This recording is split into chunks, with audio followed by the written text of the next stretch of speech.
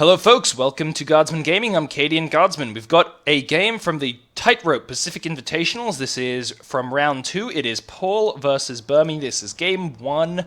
So let's jump into this. We've got Paul as the OKW, very strong faction. Those of you who have watched my recent videos know I fucking hate them with a passion. And we have Burmie as USF, the people I fanboy over. Well, the faction I fanboy over. So let's get into this. We've got Burmie locking in Mechanized Company very quickly. This is not a strong company by any stretch of the imagination, so that's going to be interesting. This is the new and improved Faymanville approach. So Gorn is the building which dominates the game, and instead we've just got this one small, tiny little village hut surrounded by some barren fields, and then, you know, we've still got the farm.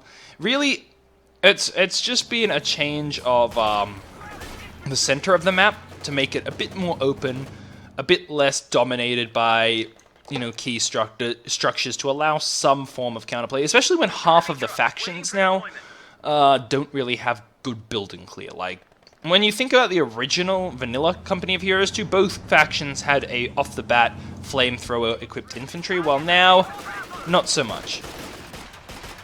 So these rear echelon need to get into this building to stand any chance, but they should retreat now that the Strum Pioneers have arrived in force. This will probably see the rear echelon troops lost unless he's very lucky. He needs to get out.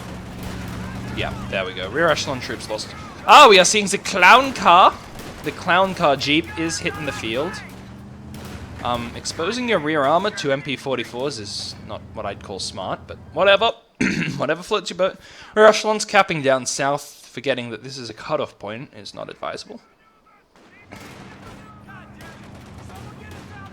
I mean, this will see the USF have a lot of mobility and a good ability to rotate if they can keep it alive. The ability to chase these guys down will be very strong, though. Rear echelons against Volksgrenadiers. Volksgrenadiers are stronger, they will win. And we might see these Volksgrenadiers... yes! Not Volksgrenadiers. Strum Pioneers go down to the WC-51. Has it been buffed? It seems stronger than it was before. Maybe just when I use it, I suck ass and lose it continuously, but it feels stronger. Oh, no, it's not. It's just that it wasn't being focused down. Yeah, the good thing about the WC-51 is it can repair itself, because it has the quintessential... Goddamn, I still haven't worked this HUD out. Oh my god. It has the quintessential USF ability to decrew and repair itself, which is very strong. It allows you to play a very aggressive game, as long as you don't overcommit to the gimmick, which it seems Burmie isn't going to do. Yeah, he's not. He's keeping one, which is fair enough. These rear echelons will not win. Charging across red cover into Volksgrenadiers will generally see them lose. Very good capping the point with the decrewed WC-51, and then he'll probably pick up the infantry over here. Very, very smart use of the increased mobility he has access to. Volksgrenadiers versus Riflemen. These Riflemen need to react very quickly. They need to close the distance. Trying to engage Volksgrenadiers at long range is not going to pay off unless he brings over the WC-51 full of Riflemen, which is going to result in bleed. Closing the distance would have definitely been a smarter play there. Yeah. These Riflemen are going to be forced off. If they're going to go in this building, there's only one window there. Oh, he's going for the wide flank. Wow. So yeah, he goes for the wide flank. It's a bit risky.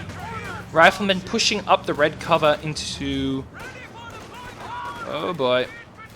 This will either pay off really well or be really bad for him. Is he going to go to... Oh, he doesn't... Oh my god. This is a massacre here. Wow. Unexpected.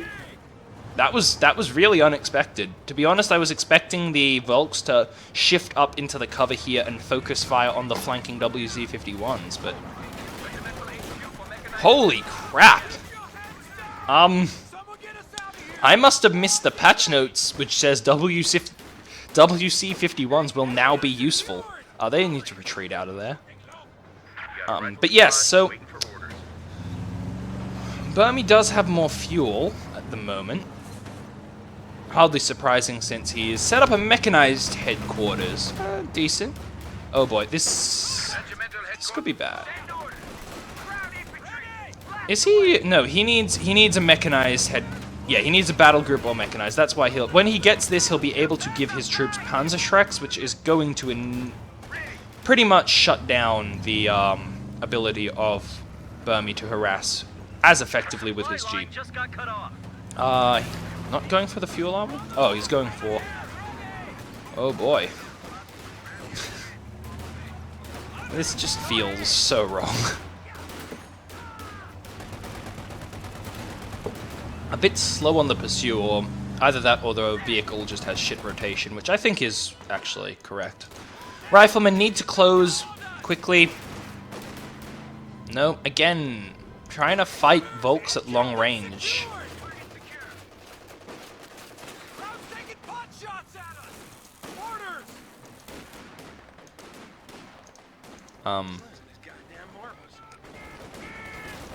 Krauts are taking one of our points. Rifleman very much should fall back. I mean, he does see this, right? There we go. So what is he going to commit to? Is he committing to a lieutenant or a captain? We are seeing the captain come out. Not a bad choice. The pack guns will be able to deny the cover to the German team. AT gun could deal with the Kubel, though it's not really an issue. Once that Panzerschreck is forced off, the Jeep will be able to move in much more aggressively than before. Panzer Fusiliers assigned to the front. Panzer Fusiliers now can come out for Paul. Paul is grabbing them, sending them north. Interesting choice. Panzer Fusiliers, once they get those G43s, will become incredibly useful for him, especially in predicting the American movement, the American player's movement. Remembering that it does not just only give the G43s, but it gives increased sight range, so that's very useful for predicting the American player's movement, in this case Burmie's movement. Yeah, but this doctrine isn't really going to help him much in the late game. I mean, recon sweep's okay. I mean, the M3 half-track is not very good. Potentially the assault engineers inside it are okay, but it's very expensive. It's a very big sink to invest in. 520 manpower. I mean, I'd rather get a Pack Howie for that cost. So where is his... His Jeep is over here, okay.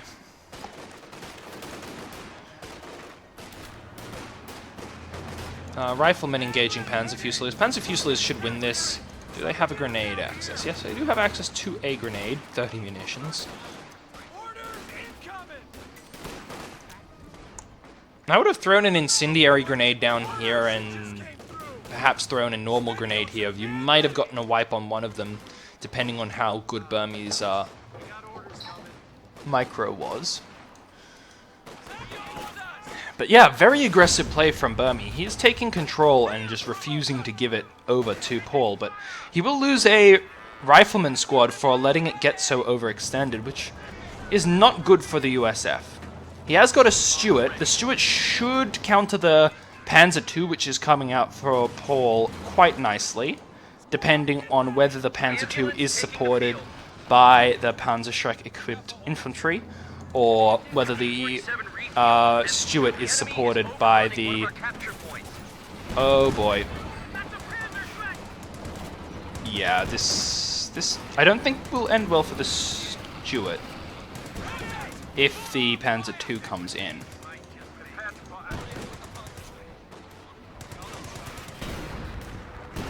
Yeah. Where's the captain? Is the captain in a position to support?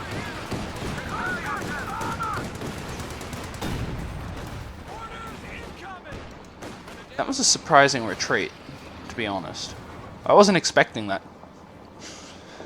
He did have the numbers to hold that, to push that victory, push that, not victory, to push that objective. Captain will force off the Kubel, but Panzer II should be able to kite the Captain quite nicely. I would fall back, yeah. Where is the Stuart? Ooh. So it really comes down to who can micro the light vehicles the best. Wait, what happened to the Jeep? Did it get caught out? Oh no, he probably used the withdraw and refit. Not a bad idea. A capture point is being overrun.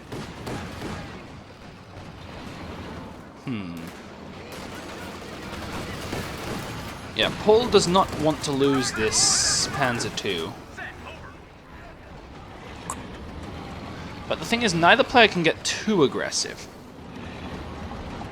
Paul does have base AA, which will shred light vehicles, because, you know, let's buff OKW without, you know, removing any of their things which would be construed as overpowered.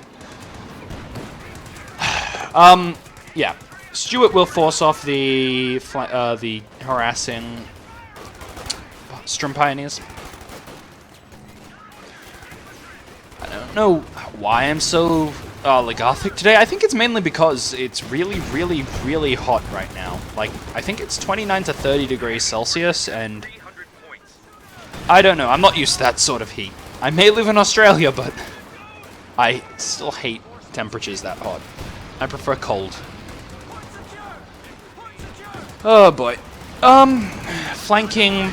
Very smart sending the Panzer II to harass the flank. There's only a lieutenant there, nothing which can really catch the Panzer II out. Forcing the Stuart to rotate, but the Stuart's rear armor is facing. There is a Panzer Shrek in this building, the Stuart duping out a bit. Lucky Stuart. Panzer II did not go in and try and deal a bit more damage. That could have been bad for Burmie. But yeah, Paul isn't really holding much of the map. Isn't really holding much of the fuel either. This is not in a great spot, to be completely honest. Kubel coming in. Rear echelons should actually be pushing up on the Kubel if they can get its side or rear armor. They do considerably more damage. Anyway, falling back once the bulk of Paul's army arrives.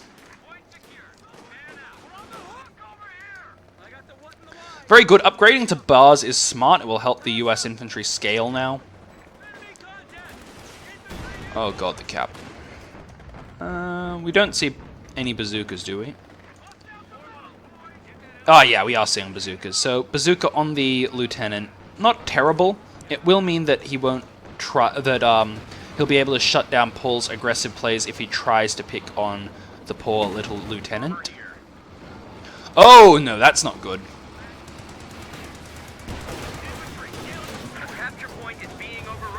He needs to get out of there before he gets snared. Oh, that's a fucking dead Stuart. Any grenades? No grenades! No grenades to punish the blobbing here. Push into them. You've got BARs. They have very good on-the-move accuracy. They should be... The US player should be spreading his units out and pushing into it. It's very risky to have your units bunched up like that. One incendiary grenade could have actually changed the flow of that battle. I don't know why Paul didn't use an incendiary grenade.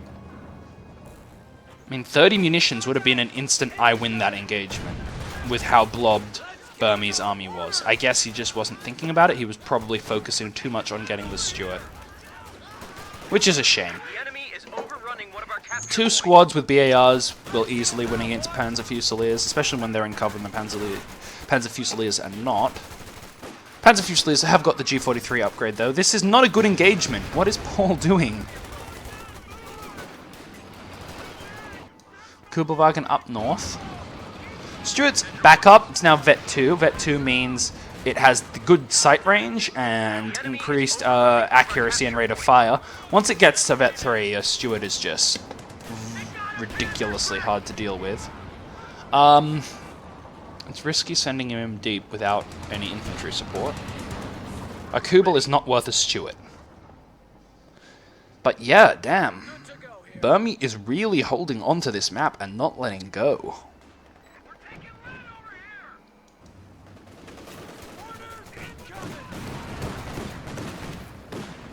There's the rifleman getting a snare off on the Panzer II. They don't have frag grenades to deal with buildings, and they're not Rifle Company. Oh, actually, Rifle Company doesn't have flamethrowers to deal with guys in buildings. So he's no frag grenades, he's got nothing to deal with the buildings as of yet. Getting a 50 cal up is not a terrible idea. It will prevent the chase down from the bazookas. Giving his rear echelon troops bazookas, smart idea. 155mm artillery is primed to fire. Interesting choice here.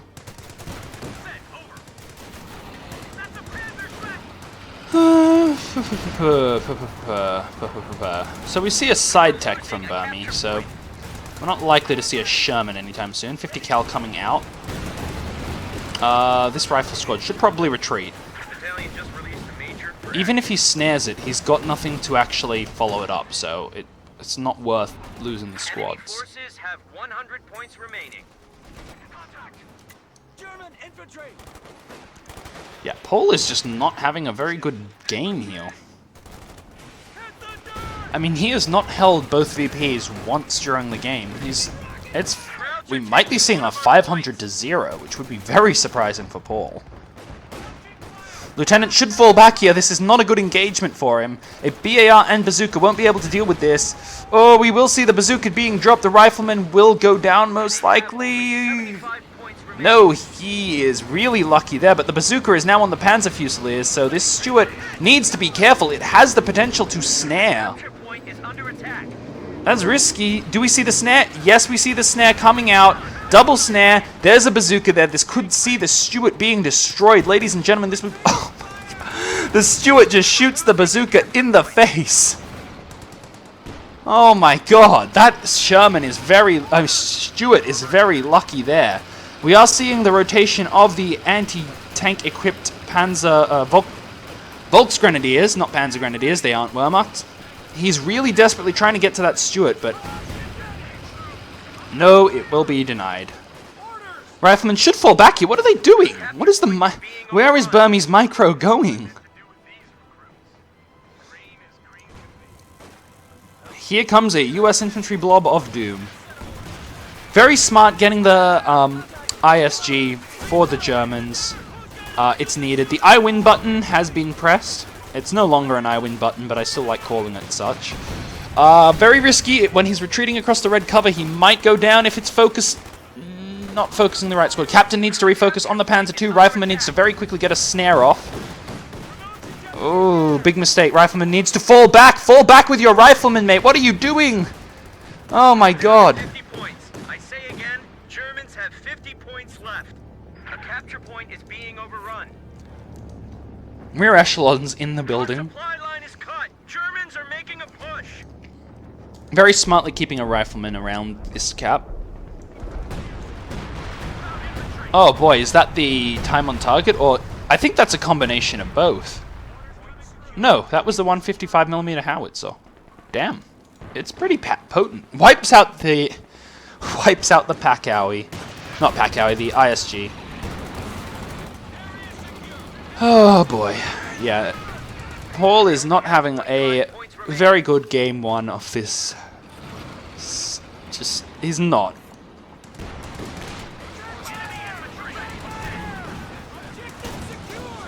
Panzer II chasing off the Stuart. He might as well just go all in like he is. He's desperately trying to at least get to one victory point. But it's not gonna happen. Oh no, Stuart. Rear armor, not good. And that's game. Alright, that was an interesting game. Paul missed some key opportunities to actually really punish Burmie. I mean, over here when the flanking, what is it called? WC-51 happened. When that happened, he should have very quickly refocused his fire from this side, he should have shifted his men up and actually engaged it. Because the WC-51, if left unmolested, will push you out of cover. It'll be just a nuisance, and you need to prevent it from becoming a nuisance. Over here, when the US infantry were blobbed up, he didn't use his grenades to dislodge them. And I mean, things like that, small things like that over the course of the 19 minutes that this game went, kind of cost him the game. He I think, didn't punish Burmie for Burmie's aggressive plays. And because of that, he kind of was thrown onto the back foot and never really recovered. He did some decent harassment of the fuel cutoffs, but Burmie held this fuel for much of the game. I mean, Burmie held the map for much of the game, and that really strangled Paul's economy. And he got the ISG, which was smart, but it was a bit it was the case of too little too late. He got his mechanized headquarters first for the Panzer II. Panzer II came out, but was met immediately by the Stuart, which shut it down. I mean, it's a hard. I'll grant you, it is relatively hard to use anything other than the glorious LMG doctrine as the Germans, because LMGs do allow you to just punish a USF player who doesn't get frag grenades, but yes, this doctrine could have been very strong. Didn't see a Strum officer, which is both good and bad. Good in the sense that at least we didn't see any OKW Shrek blobs, but we kind of did. Both players blobbing quite a fair amount. Quite a lot more than I'd expect from Paul and Burmie, but whatever.